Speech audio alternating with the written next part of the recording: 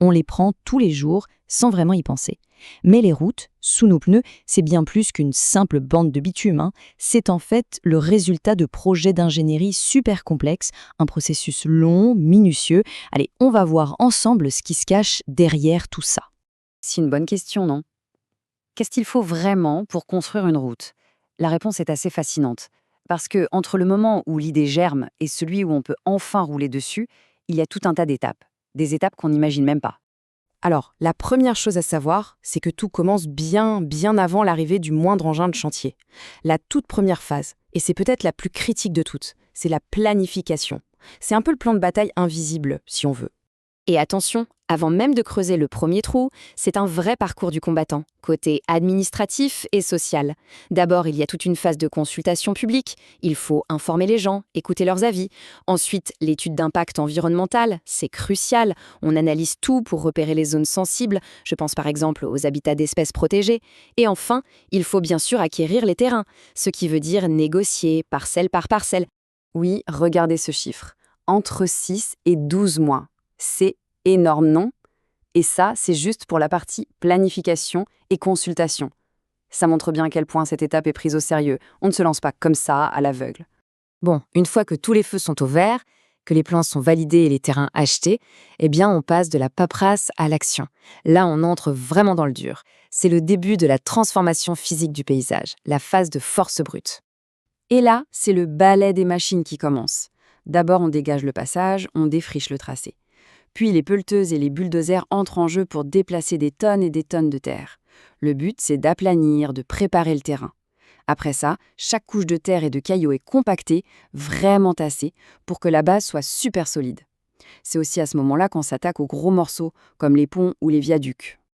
Ok, le sol est prêt, la base est solide. Maintenant, la grande question pour les ingénieurs, c'est qu'est-ce qu'on met à la surface? Comment on la recouvre? En gros, le choix se résume à deux grandes options, deux technologies principales. Alors d'un côté, on a la chaussée souple, celle en asphalte. Imaginez-la comme un millefeuille. Elle répartit le poids des voitures sur plusieurs couches. De l'autre côté, la chaussée rigide, en béton. Là, c'est différent, c'est une seule grosse dalle très solide qui encaisse tout le poids. Et la différence de longévité est assez nette. On parle d'environ 20 ans pour l'asphalte, contre près du double, 40 ans, pour le béton. Alors, on pourrait se dire que le béton, qui dure plus longtemps, serait partout. Eh bien, pas du tout. Regardez ce chiffre, 95%. C'est la part des routes en France, par exemple, qui sont en fait des chaussées souples à base d'asphalte. C'est une domination quasi totale. Du coup, ça vaut le coup de s'intéresser de plus près à ce fameux asphalte. On l'appelle aussi goudron, bitume. Mais au fond, de quoi est-ce que c'est fait? La composition est assez surprenante, vous allez voir. Oui, de quoi est-elle faite, cette fameuse route en asphalte? Spontanément, on pense à ce truc noir, collant, une sorte de pâte noire. Mais si on décomposait vraiment les choses, qu'est-ce qu'on trouverait? La réponse va un peu à l'encontre de ce qu'on imagine. Et voilà la révélation. Une route, en fait, c'est à 95% de la roche. Oui, des cailloux concassés, du sable, des granulats comme on dit. Tout ce qui est noir et collant, le liant, ça ne représente que 5% du total. C'est fou, non? Une route, c'est donc avant tout une structure en pierre. Et ces fameux 5%, c'est le bitume.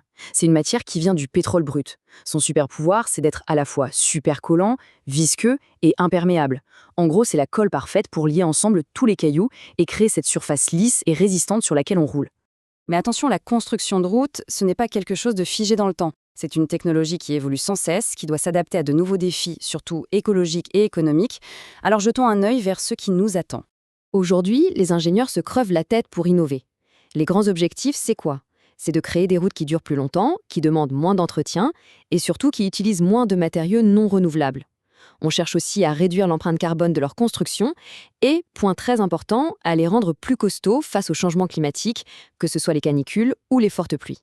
Finalement, il faut vraiment voir la route comme quelque chose de vivant, en constante évolution, et pas juste comme un objet inerte. C'est le reflet de nos technologies, de nos besoins, mais aussi de nos ambitions pour l'avenir.